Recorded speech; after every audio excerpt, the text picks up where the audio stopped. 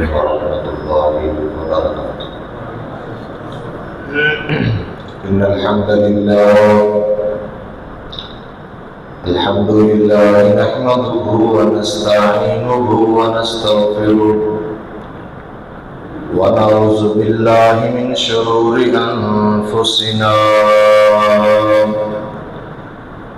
ومن سيئات أعمالنا.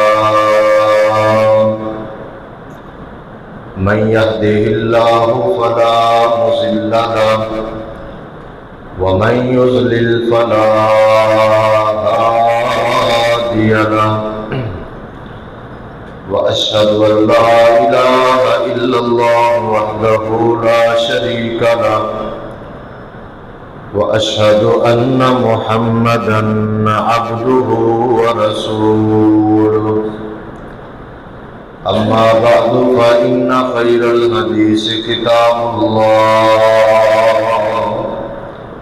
وخير الهدي هدي محمد صلى الله عليه وسلم وشر الأمور محدثاتها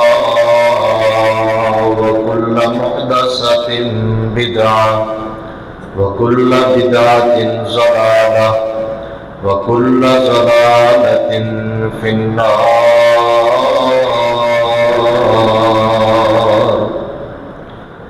اللهم صل على محمد وعلى آل محمد كما صليت على إبراهيم وعلى آل إبراهيم إنك حميد مجيد.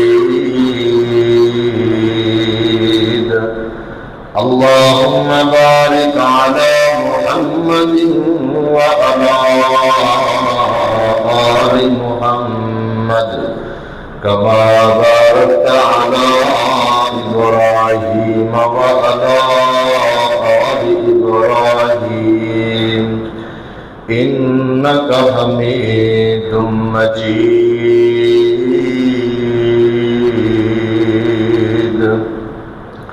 قال الله تبارك وتعالى: أعوذ بالله السميع العليم من الشيطان الرجيم.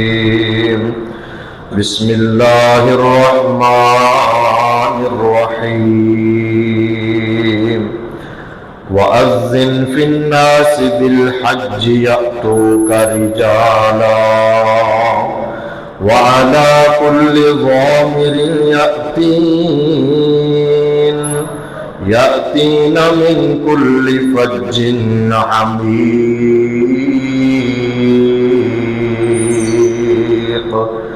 رب اشرح لي صدري ويسر لي أمري واحلل عقدة من لساني يفقهوا قولي. رب زدني علما رب زدني فهما. سبحانك لا علم لنا إلا ما علمتنا إنك أنت العليم الحكيم.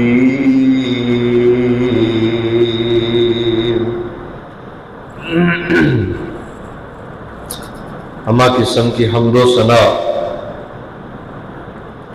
اللہ رب العالمین کی ذات پاک کے لیے خاص ہے، جو اس کائنات کا خالق ہے، مالک، داتا اور رازق ہے. جائز اور مسنون درود و سلام امام الاولین والآخرین، امام المرسلین والمجاہدین، پوری کائنات کے سردار پیغمبر جناب محمد رسول اللہ صلی اللہ علیہ وآلہ وسلم کی ذات گرامی پر ذی وقار معزز سامعین و سامعات، گزشتہ خطبہ جمعہ میں حج کے حوالے سے کچھ معروضات میں نے آپ احباب کے سامنے رکھی تھی کہ حج اسلام کا ایک بڑا رکن ہے، صاحب استطاعت، صاحب عقل، صاحب بلوغت اور صاحب استطاعت بندے پر اللہ تعالیٰ نے زندگی کے اندر ایک مرتبہ حج فرض کیا ہے۔ ایک سے زائد مرتبہ اگر کوئی بندہ حج کرتا ہے تو یہ اس کے نفلی حج ہے۔ استطاعت، اس کے اندر کئی چیزیں آ جاتی تھیں۔ جسمانی طور پر استطاعت، مالی طور پر بھی استطاعت ہونا ضروری ہے، لیکن بہت سارے لوگ ہمارے معاشرے کے اندر ایسے بھی ہیں جو ان دونوں قسم کی استطاعت سے محروم ہیں۔ اگر اللہ رب العالمین نے کسی کو صحت دی ہے تو مالی طور پر وہ اتنا بڑا خرچہ برداشت نہیں کر سکتا، اور کچھ ایسے لوگ ہیں جن کو اللہ تعالیٰ نے مال بھی دیا ہے، سب کچھ دیا ہے، لیکن ان کی صحت اس طرح کی ہے، وہ جسمانی طور پر اتنے مضبوط نہیں ہے، صحت مند نہیں ہے کہ وہ بیت اللہ الحرام کے اندر حاضری دیں اور اس عظیم رکن کو اور اسلام کے اس عظیم فریضے کو ادا کر سکیں۔ تو اللہ کے بہت سارے ایسے بندے ہیں جنہیں بیت اللہ کا سفر کرنے کی توفیق بھی مل جاتی ہے، تو بڑے خوش نصیب لوگ ہیں۔ کچھ ایسے لوگ ہیں جو دن رات تمنا کرتے ہیں، خواہش کرتے ہیں، دعائیں بھی کرتے ہیں، پیسے بھی جوڑتے ہیں، اور ان کی دلی آرزو اور خواہش ہے کہ اللہ تعالیٰ ہمیں بیت اللہ الحرام کا حج نصیب کرے، عمرے نصیب کرے، وہاں حاضری کی توفیق بخشے۔ لیکن حج، بیت اللہ الحرام کے اندر حاضری، وہاں جانا اللہ کی منظوری کے بغیر ممکن نہیں ہے۔ صرف مال کا ہونا، صحت مند ہونا یہی کافی نہیں ہے، بلکہ اللہ تعالیٰ کی طرف سے منظوری بھی ضروری ہے، اور اللہ تعالیٰ جس کو چاہتا ہے اس کو اپنے گھر میں بلاتا ہے، اس کو اللہ تعالیٰ حج کی توفیق عطا کرتا ہے۔ کتنے ایسے مالدار لوگ ہیں اللہ نے ان کے اوپر حج فرض ہے، لیکن اللہ نے اس فریضے کی ادائیگی سے ان کو محروم رکھا ہے، وہ محروم ہیں۔ اور کتنے ایسے لوگ ہیں جن کے پاس مال نہیں ہے، خواہش ہے، لیکن وہاں جانے کی طاقت نہیں رکھتے۔ یہ اللہ تعالیٰ کا بہت بڑا فضل اور احسان ہے اس امت پر کہ یہ دین اسلام، یہ شریعت جو ہے عالمگیر شریعت ہے۔ اسلام یکسانیت اور عدل و انصاف پر مبنی ایک بہترین دین ہے۔ اللہ تعالیٰ نے اس اسلام کو اور اس شریعت کو ماننے والے لوگوں کو کسی طور پر بھی محروم نہیں رکھا۔ امیر ہے، غریب ہے، بڑا ہے، چھوٹا ہے، مرد ہے، عورت ہے، اللہ تعالیٰ نے ان کو محروم نہیں رکھا۔ بلکہ کئی ایسے لوگ جو مالی طور پر کمزور ہوتے ہیں، خواہش ہوتی ہے، اللہ رب العالمین نے ہمارے پیارے پیغمبر جناب محمد رسول اللہ صلی اللہ علیہ وسلم کی زبانی ان کو ایسے ایسے عمل بتا دی ہیں، ایسی خوشخبریاں سناتی ہیں کہ جو بندے اتنا لمبا چوڑا پیسہ اکٹھا نہیں کر سکتے، 17-18 لاکھ روپیہ ان کے پاس نہیں ہے، حج کے لیے نہیں جا سکتے، دلی تمنا ہے، خواہش ہے، دل کرتا ہے، ان کو ایسے عمل بتائے ہیں جن عملوں کے ساتھ وہ حاجیوں جیسا بڑا ثواب حاصل کر لیتے ہیں۔ تو یہ ایک ہماری شریعت کی خوبصورتی ہے، یہ ہمارے دین کا ایک بہت خوبصورت چہرہ ہے، اور یہ عدل پر مبنی ایک بہترین دین ہے کہ اللہ نے جہاں امراء کو ایک بڑے درجے پر فائز کیا ہے، بڑے ثواب کے ساتھ اللہ نے ان کو سرفراز کیا ہے، وہیں پر اللہ تعالیٰ نے اس امت کے غرباء کو محروم بھی رکھا، بلکہ نبی علیہ السلام کی کئی ایسی احادیث ہیں جس میں آپ علیہ السلام نے امت کے غرباء کو خوشخبریاں سنائی ہیں۔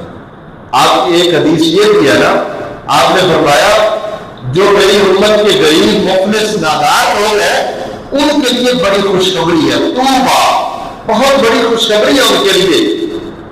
ایک حدیث میں آتا ہے نبی علیہ السلام نے فرمایا قیامت والے دن غریب لوگ ہوں گے نا، یہ مالداروں سے 500 سال پہلے جنت میں چلے جائیں گے۔ یعنی غریب لوگ جن کے پاس اتنا زیادہ پیسہ نہیں ہے، جو بڑی مشکل سے اپنا گزر بسر کر رہے ہیں، یہ خوشخبری ہے۔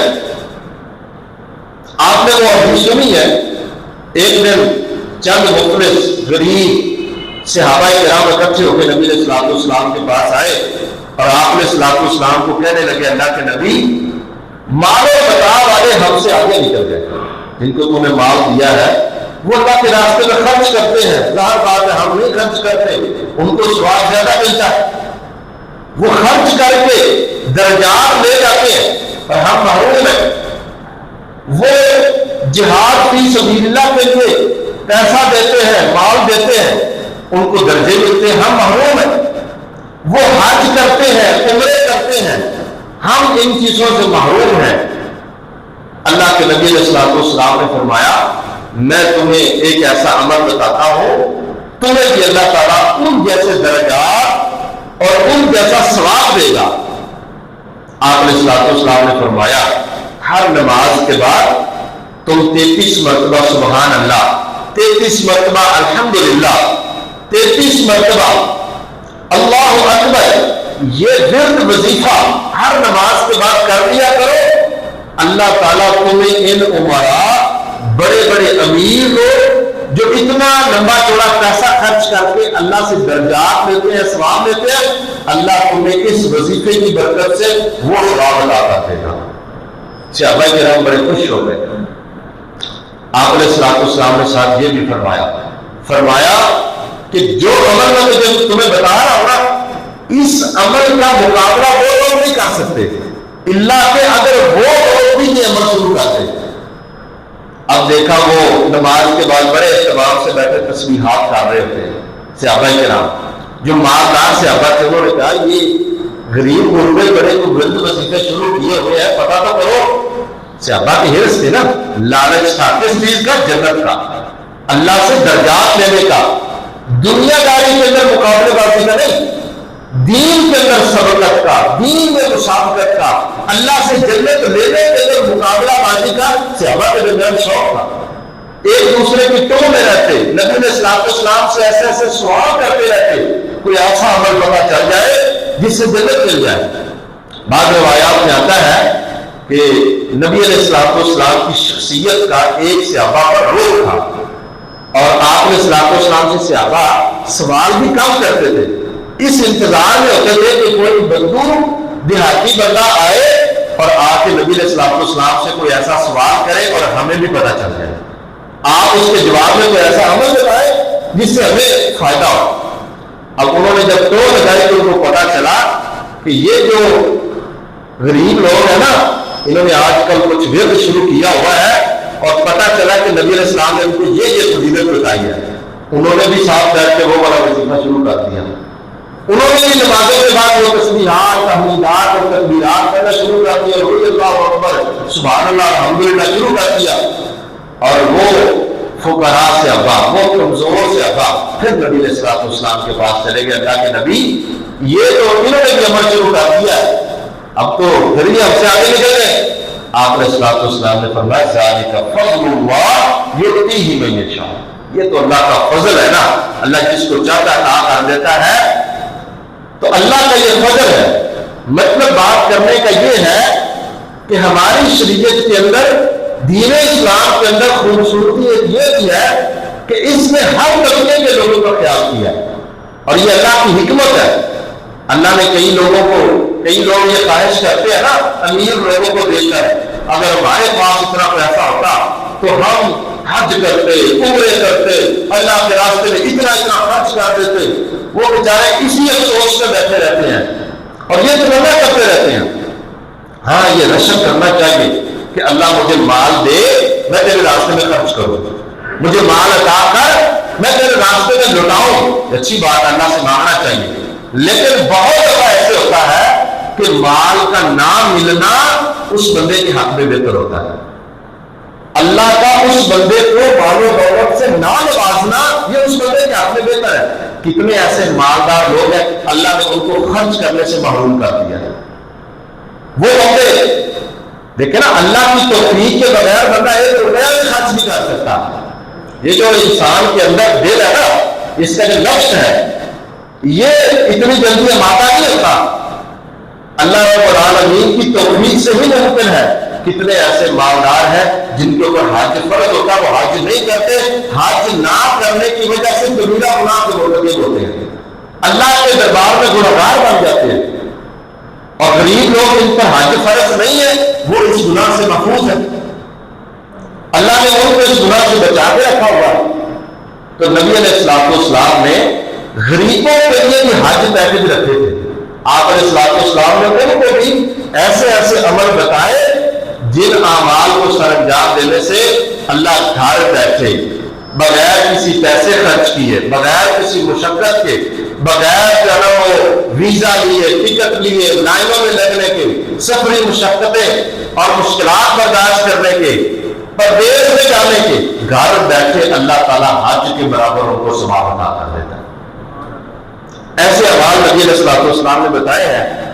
تو میں یہ چاہتا ہوں کہ ہم بھی چند ایسے عمل سن لیں تاکہ جن کو اللہ نے توفیق دی ہے، جنہوں نے حج کیا ہے، جو کرنے گئے ہیں، جو کر کے واپس آ رہے ہیں، اللہ تعالیٰ ان کے حج قبول فرمائے اور اللہ ان کے گناہ معاف کر دے، اور جنہوں نے نہیں کیا اللہ ان کو توفیق بخشے، اور جو ہم لوگ محروم ہیں ابھی تک حج سے، ہم یہ آواز کر کے اللہ سے درجات لیں۔ اللہ نے جتنی بساط اور طاقت میں ہمارے رکھے ہیں ان کو ضرور سر انجام دے، یہ عمل ہمارے ہاتھ سے نہ جائے، اور دل کے اندر ایک جذبہ، ایک تمنا، ایک تڑپ رکھے، اور ساتھ ساتھ یہ عمل کرتے رہے، اللہ سے دعا کرتے رہے۔ اللہ روحانی طور پر جو حج کا یہاں ثواب دے گا انشاءاللہ، جب جذبہ اتنا سچا ہوگا، جب محبت اتنی زیادہ ہوگی، جب خلوص اخلاص اتنا زیادہ ہوگا، اور جب تمنا اتنی ہوگی، پھر اللہ تعالیٰ وہ اسباب بھی پیدا کر دے گا، اللہ ہمیں جسمانی طور پر بھی حج کی توفیق بخش دے گا انشاءاللہ۔ تو سب سے پہلا عمل یہ ہے، نبی علیہ السلام نے فرمایا، جامع ترمذی کی حدیث ہے، بہت ہی خوبصورت عمل ہے، اکثر آپ لوگ سنتے رہتے ہیں۔ آپ علیہ السلام نے فرمایا، جو بندہ فجر کی نماز پڑھنے کے بعد مسجد میں بیٹھا رہتا ہے، بعد جماعت نماز ادا کی، مسجد میں ہی رہا سورج طلوع ہونے تک۔ بعض روایات میں آتا ہے کہ سورج طلوع ہونے کے بعد اس میں 2 رکعتیں پڑھ لی۔ بعض روایات میں آتا ہے کہ وہ گھر سے اس نیت کے لیے آتا ہے کہ میں نماز فجر کی جو ہے بعد جماعت مسجد میں ادا کروں گا، اس کے بعد میں نفلی نماز پڑھ کے آؤں گا۔ ضحیٰ کے لفظ آتے ہیں چاش کی نماز، اشراق، چاش یا اوابین جو ہے نا، یہ 3 نام ہے۔ سورج طلوع ہونے کے فوراً بعد اگر نفلی نماز پڑھی جائے اس کو اشراق کہتے ہیں۔ اگر سورج طلوع ہونے کے گھنٹہ 1.5 گھنٹہ ٹھہر کے پڑھی جائے اس کو چاش کی نماز کہتے ہیں۔ اور اگر جب دھوپ زیادہ ہو جائے، گرمی ہو جائے، زمین گرم ہو جائے، ریت تپ جائے، اس وقت جو نفل پڑھے جائیں ان کو صلاۃ الاوابین کہتے ہیں۔ یہ ایک ہی نماز ہے، اس کے 3 نام ہیں، اس کی بڑی فضیلت ہے۔ یہ انشاءاللہ ایک الگ موضوع ہے کہ اشراق، چاش اور اوابین کے اللہ کے ہاں کیا فضیلت ہے، پھر انشاءاللہ ذکر کریں گے۔ بہرحال کچھ روایات میں آتا ہے وہ بندہ چاش کی نفلی نماز پڑھتا ہے، نبی علیہ السلام نے فرمایا اللہ رب العالمین اس بندے کے لیے کتنا اجر دیتے ہیں۔ فرمایا من صلی الغداۃ فی جماعۃ ثم قعد یذکر اللہ حتی تطلع الشمس ثم صلی رکعتین۔ آپ نے فرمایا جو بندہ فجر کی نماز پڑھ کے مسجد میں رہا، سورج طلوع ہو گیا، صرف 2 رکعتیں پڑھی ہیں، 2 رکعتیں اس نے فجر کی نماز کے بعد بیٹھا رہا، پھر سورج شروع ہونے کے بعد پڑھ لی، کتنا اجر ہے؟ کانت لہو کا اجر حجۃ و عمرہ، آپ نے بولا اس کو اللہ تعالیٰ ایک حج اور ایک عمرے کا ثواب عطا کر دیتا ہے۔ کیسا حج عمرہ؟ فرمایا تامۃ تین مرتبہ فرمایا جس کا حج عمرہ مکمل ہو، پوری طرح مکمل کر چکا ہو، اللہ اس کو مکمل ثواب دیتا ہے، ذرا برابر بھی انتظام نہیں کرتا۔ کتنا بڑا پیکج ہے۔ اور ہماری فجر کہاں گزرتی ہے؟ بستروں پہ، نیند کے خراتوں میں، غفلت میں، اور اگر پڑھنی ہے تو جماعت کے بغیر آتے ہیں مسجد میں لیٹ آتے، یہ بڑی محرومی ہے۔ فجر کے وقت اٹھیں، فجر کی بڑی برکات ہے، اللہ نے فجر کے اندر بڑے خزانے رکھے ہیں۔ کوشش کر کے رات کو جیسے بھی ہو، جلدی سوئیں، دیر سے سوئیں، جو بھی ہو جائے، کوشش کر کے فجر کے وقت بیدار اٹھیں، نیت کریں اور جانا وہ مسجد میں تشریف لے آئیں، بعد جماعت فجر کی نماز پڑھے۔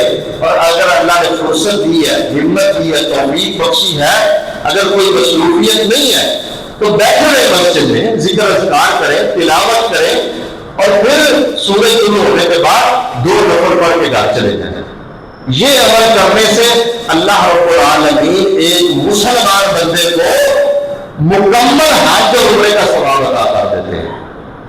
تو یہ تو ہم سارے کر سکتے ہیں نا، جن کو اللہ رب العالمین نے مسجد میں آنے کی توفیق بخشی ہوتی ہے، جو عام اتنا لمبا چوڑا پیسہ نہیں بھی رکھتے، یہ ہم سب کر سکتے ہیں، لیکن ہم محروم ہیں، ہماری جو ہے نا فجر کی نمازیں ضائع ہو جاتی ہیں۔ کچھ ایسے لوگ بھی ہوتے ہیں جن کی فجر کی نماز سورج شروع ہونے کے بعد ہوتی ہے، یہ بہت بڑی بدبختی اور محرومی ہے۔ نبی علیہ الصلوۃ والسلام نے فرمایا جو بندہ فجر کے وقت نہیں اٹھتا، جانتا نہیں ہے، رات کے وقت جب انسان سوتا ہے نا، شیطان اس کی گودی پر 3 گرے لگا دیتا ہے، 3 گرے لگا دیتا ہے، باندھ دیتا ہے اس کو مضبوطی سے، اور پھر جب بندہ فجر کے وقت اٹھتا ہے نا تو ایک گرہ کھل جاتی ہے، وضو کرتا ہے، دوسری گرہ کھل جاتی ہے، آ کر نماز پڑھ لیتا ہے، اللہ ساری گرے کھول دیتا ہے، وہ شیطان کے غلبے سے آزاد ہو جاتا ہے۔ بعض روایات میں آتا ہے جو تہجد کے وقت 2 رکعت پڑھ لیتا ہے، سارا نشیتا ایسے ہو جاتا ہے جیسے گلاب کا پھول کھلا ہوتا ہے، ایسے حشاش بشاش ہو جاتا ہے، ایسے اس کا چہرہ خوبصورت ہو جاتا ہے، اور وہ ایسے شیطان کے غلبے سے آزاد ہو جاتا ہے۔ اور جو بندہ سویا ہوا ہے، فجر گزر گئی، صبح شروع ہو گیا، نبی علیہ الصلوۃ والسلام نے فرمایا بال الشیطان فی اذنیہ، شیطان اس کے کان کے اندر پیشاب کر دیتا ہے، اس کے کان، اس کا دماغ، یہ شیطان کی لیٹرین بن جاتی ہے، وہ گند کا ایک گٹر بن جاتا ہے، شیطان کے پیشاب کرنے کا محل بن جاتا ہے۔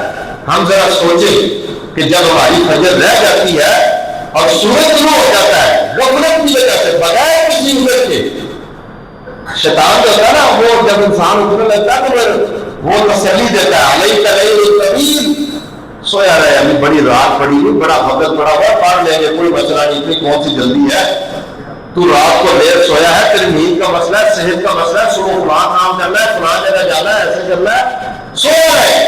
یہ شیطان امیدیں دلاتا ہے، یہ جھوٹی امیدیں دلا کے بندے کو سلائے رکھتا ہے، وہ غفلت کی نیند سویا رہتا ہے، اور شیطان اس کے کانوں میں پیشاب کر دیتا ہے۔ جس کے کانوں میں شیطان پیشاب کر دے، اس کی عقل سلیم نہیں ہو سکتی، اس کی فطرت سلیم نہیں ہو سکتی، اس کو شریعت کی خوبصورتیاں سمجھ نہیں آ سکتی، وہ شرعی طور پر دین اسلام سے محبت کرنے والا بندہ نہیں ہو سکتا، کیونکہ اس کے دماغ کے اندر وہ خوبصورتی نہیں ہے، وہ پاکیزگی نہیں ہے، وہ طہارت نہیں ہے۔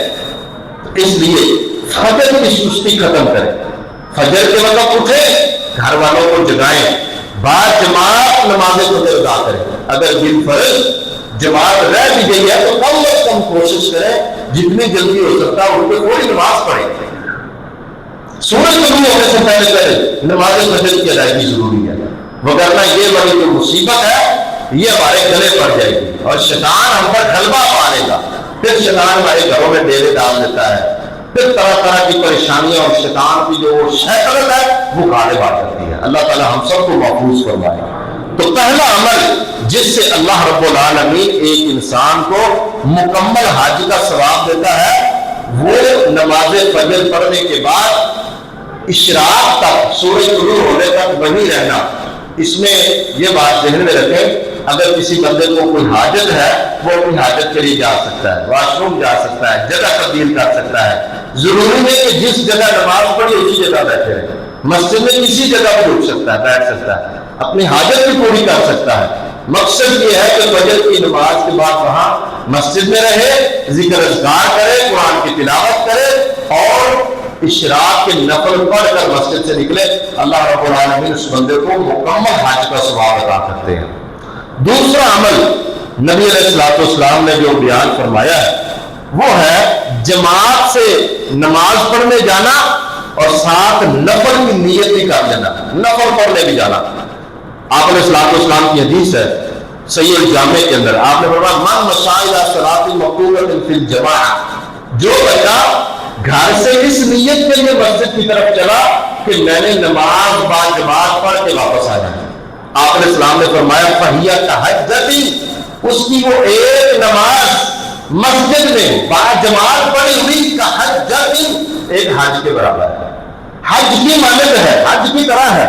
اور جو بندہ ساتھ نفل پڑھے ومن مشى الى صلاۃ الضحیٰ فہیہ کعمرۃ تامہ، فرمایا جو بندہ ساتھ نوافل پڑھنے کی نیت سے، چاشت پڑھنے کی نیت میں چلا جائے اس کو مکمل عمرے کا ثواب اللہ تعالیٰ عطا فرما دے۔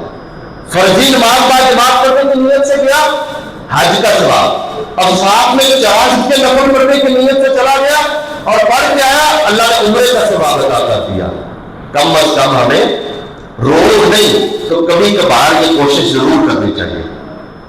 اللہ تعالیٰ موقع دے تو ہمیں یہ موقع ضائع نہیں کرنا چاہیے۔ اگر کوئی مصروفیت نہیں ہے، فراغت ہے تو ضرور بیٹھے، مسجد میں رکیں، اور جو ہے نا اگر آرام بھی کرنا ہے تو سورج طلوع ہونے کے بعد نوافل پڑھ کے چلے جائیں، جا کے آرام کریں۔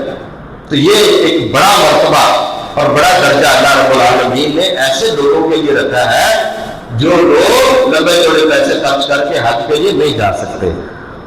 ایک بات ذہن میں رکھیں، یہاں یہ بات ذہن میں آ سکتی ہے کہ شاید نوافل مسجد میں پڑھنا افضل ہے، مطلقاً نفل نماز گھر میں پڑھنا افضل ہے، یہ بات ذہن نشین کر لیں۔ نبی علیہ السلام کا یہ حکم ہے کہ اپنی نفلی نماز کا کچھ حصہ اپنے گھروں میں رکھو، شیطان کی آواز کا نہ بناؤ، اس کو قبرستان نہ بناؤ، بلکہ کچھ نماز اپنے گھر میں بھی پڑھو۔ نوافل اپنے گھر میں پڑھنے افضل ہے۔ نمازوں کی جو سنتیں ہوتی ہیں نا، مثلا پہلے والی یا بعد والی سنتیں ہیں یا مطلق عام نوافل، یہ اپنے گھر کے اندر پڑھا کریں، ان کا گھر میں پڑھنا افضل ہے۔ فرضی نماز مسجد کے اندر آ کے باجماعت پڑھنا افضل ہے۔ یہ ایک خاص فضیلت ہے جو چاند کے یا اشراق کے جو نوافل ہے وہ مسجد کے اندر پڑھ کے جانا اس بندے کے لیے جو فجر کی نماز مسجد میں باجماعت پڑھتا ہے، وہ بیٹھے اور یہ نفل پڑھ کے گھر جائے، یہ خاص نوافل ہے۔ عام مطلق جو ہے وہ نوافل گھر کے اندر ہی پڑھنا زیادہ افضل ہے۔ اسی طرح ایک اہم بات جو اس حوالے سے ہے، تیسرا ایک عمل ایسا ہے جس سے اللہ تعالیٰ بندے کو مکمل حج عمرے کا ثواب دیتا ہے، یہ بڑی قابل توجہ بات ہے۔ نبی علیہ السلام نے فرمایا من غدا الی المسجد لا یرید الا ان یتعلم خیرا او یعلمہ، فرمایا جو بندہ اس نیت سے صبح مسجد میں جاتا ہے یا شام کو جاتا ہے، جو بندہ یہ نیت کر کے مسجد میں جاتا ہے کہ میں وہاں جا کر لا یرید الا ان یتعلم خیرا او یعلمہ، کہ وہاں مسجد میں جا کر کوئی خیر کی بات سیکھوں گا یا لوگوں کو سکھلاؤں گا، وہاں کچھ پڑھ لوں گا یا پڑھا دوں گا، کچھ چیزیں سیکھ لوں گا یا سکھلا دوں گا، یہ نیت کر کے جاتا ہے۔ حسن اس کرنے کے اندر لا یرید الا، عربی زبان جاننے والے جانتے ہیں کہ الا کا کیا مطلب ہے۔ لا یرید الا ان یتعلم خیرا، نماز تو پڑھنے جا ہی رہا ہے نا، اس کی خاص ایک نیت یہ ہے کہ وہ وہاں کوئی خیر کی بات، کوئی دین کی بات، کوئی درس کی بات سن کر یہ سنا کے مسجد سے جو ہے واپس نبی علیہ السلام نے فرمایا کان لہو کا اجر حاج تامن حجتہ، صحیح ترغیب کی روایت ہے، آپ نے فرمایا اللہ تعالیٰ اس بندے کو ایک مکمل حج کا ثواب عطا کر دیتے ہیں۔ یہیں سے ہمارے علماء نے اور محدثین اور شارحین نے یہ بات لکھی ہے کہ ہم جب مسجد میں نماز پڑھنے کے لیے جاتے ہیں نا جماعت کے ساتھ ایک اضافی نیت بھی ذہن میں کر لیا کریں۔ وہ نیت کیا ہے کہ میں مسجد میں جا رہا ہوں، نماز میں نے پڑھنی ہے۔ ہاں اگر وہاں کوئی درس ہوا نماز کے بعد، کوئی واعظ ہوا، کوئی دین کی تعلیم کا معاملہ ہوا، تو میں نے وہ سیکھ کے آنا ہے، سن کے آنا ہے۔ یہ نیت کرنے سے ہی اللہ تعالیٰ اس کو ثواب عطا کر دے گا۔ یہ کتنی بڑی بات ہے۔ اور ہمارے بعض احباب وہ تنگ پڑ جاتے ہیں، پریشان ہو جاتے ہیں، نماز کے بعد اگر درس شروع ہو جائے وہ جلدی اٹھ کے بھاگنے کی کوشش کرتے ہیں۔ وہ سمجھتے ہیں کہ اب اصل کام ہو چکا ہے، اب جو ہے نا یہ مضمون کام شروع ہو چکا ہے، یہ کوئی ذاتی کام ہے، کوئی مصروفیت نہیں ہے، کوئی مجبوری نہیں ہے، بس ایک ذہن بنا رکھا ہے کہ درس نہیں سننا۔ یہ محرومی ہے، یہ بہت بڑی محرومی ہے، یہ ہماری سستی ہے۔ ہم دین کی بات سے تنگ پڑ جاتے ہیں، ہم پریشان ہو جاتے ہیں، حالانکہ مسجد میں بیٹھنا، دین کی بات سننا، بات سننا، اس کے اندر بڑی اللہ نے خیر رکھی ہے۔ ایسی مجلس جہاں اللہ رسول کی بات شروع ہو جائے، اللہ اور اس کے رسول کی باتیں پڑھی جائیں، پڑھائی جائے، تعلیم کی بات ہو، ایسی مجلس عام مجلس نہیں ہوتی، وہ بڑی مبارک مجلس ہوتی ہے۔ فرشتوں کی ایک بڑی جماعت اس مجلس کو گھیر لیتی ہے، اس کو گھیر لیتی ہے، اللہ کی رحمت ان کے اوپر سایہ فکر ہو جاتی ہے۔ اور پھر جب وہ مجلس لگی ہوتی ہے، فرشتے واپس اللہ کے دربار میں پہنچتے ہیں، اللہ رب العالمین سے پوچھتے ہیں میرے بندے کیسے حالت میں تھے، کیا کر رہے تھے؟ اللہ دین کی باتیں پڑھ رہے تھے، پڑھا رہے تھے، سن رہے تھے، سنا رہے تھے۔ اللہ تعالیٰ فرشتوں میں بیٹھ کے اپنے ان کمزور نادار بندوں پہ ہنستا ہے، مسکراتا ہے، خوش ہوتا ہے، فخر کرتا ہے اللہ تعالیٰ۔ فرشتوں کو یقین دلاتا ہے دیکھو میرے بندے جن کے بارے میں تم نے مجھے یہ کہا تھا کہ یہ زمین میں فساد مچائیں گے، دیکھو یہ صرف مجھے راضی کرنے کے لیے مسجد میں بیٹھے ہوئے ہیں اور میرا فکر کر رہے ہیں اور دین کی بات کر رہے ہیں، میری بات کر رہے ہیں، میرے نبی کی بات کر رہے ہیں۔ اللہ خوش ہوتے ہیں۔ اس لیے میں آپ احباب سے یہ گزارش کروں گا کہ یہ چیزیں نا چھوڑ دیں، یہ محرومیاں ہیں ہماری، یہ ہماری ذاتی رائے ہو سکتی ہے، یہ خوش بختی نہیں ہے، کوئی عقل مندی نہیں ہے۔ میں سمجھوں کہ میں نماز پڑھ کے تھوڑی مسجد سے نکل جاؤں گا تو بڑا عقل مند ہوں، درس میں سنا میں بہت عقل مند ہوں، عقل مندی نہیں ہے، یہ محرومی ہے۔ اگر کوئی مجبوری نہیں، کوئی مصروفیت نہیں، جان بوجھ کے بغیر کسی وجہ سے اٹھ کے چلے جانا، یہ بہت بڑی خیر سے محرومی ہے۔ اور اللہ تعالیٰ جس بندے کے لیے چاہتا ہے اس کو خیر عطا کرتا ہے۔ میں یرید اللہ بہ خیرا یفقہہ فی الدین، اللہ جس کے بارے میں چاہتا ہے اس کو دین کی سمجھ دیتا ہے، ہر بندے کو نہیں دیتا۔ اس لیے دل تنگ نہ کیا کریں، پریشان نہ ہوا کریں، بیٹھے رہا کریں، بیٹھیں، سنیں بات کو، سمجھیں اور نیت ذہن میں یہ رکھیں کہ ہمارے پیارے حبیب جناب محمد رسول اللہ صلی اللہ علیہ وسلم کا یہ فرمان ہے کہ مسجد میں آ کے اس نیت سے آنا کہ دین کی بات سنوں گا یا سناؤں گا، سیکھوں گا یا سکھلاؤں گا، اس عمل سے اللہ تعالیٰ ایک مکمل حج کا ثواب عطا کرتے ہیں۔ تو کیا خیال ہے ہم سارے یہ عمل نہیں کر سکتے؟ اس لیے میں آپ احباب سے یہ گزارش کروں گا آج کے بعد جب گھر سے نکلے نماز پڑھنے کے لیے یہ نیت کرنا کہ میں نے مسجد میں جانا ہے، نماز پڑھنی ہے، اگر وہاں کوئی درس ہوا تو میں نے سن کے آنا ہے، میں نے کوئی دین کی بات سیکھ کے آنی ہے، قرآن پاک کا ترجمہ میں نے پڑھ کے آنا ہے، میں نے حدیث کلاس پڑھ کے آنی ہے، میں نے قاری صاحب سے کوئی مسئلہ پوچھ کے آنا ہے، میں نے کچھ نہ کچھ سیکھ کے آنا ہے۔ یہ نیت کر کے تشریف لائے، اللہ کی رحمت بڑی وسیع ہے، اللہ کو بہانے سے اپنے بندوں کو ثواب دیتا ہے۔ تو یہ ہماری محرومی ہے کہ ہم اتنے بڑے اجر سے محروم رہ جاتے ہیں، یا ہم اتنی بڑی خیر سے محروم رہ جاتے ہیں۔ اللہ رب العالمین سے دعا ہے کہ اللہ کریم ہمیں صحیح معنوں کے اندر دین اسلام کی سمجھ عطا فرمائے۔ اللہ تعالیٰ دین سے، اسلام سے، شریعت سے، قرآن و حدیث سے محبت نصیب فرمائے۔ اور اللہ رب العالمین قرآن و حدیث کی برکت سے اور اس کی محبت سے اللہ رب العالمین ہماری کوشش فرما دے، اللہ ہمیں بغیر حساب کے اپنی جنتوں کا وارث بنا دے۔ سبحان ربک رب العزت عما یصفون وسلام علی المرسلین والحمد للہ رب العالمین۔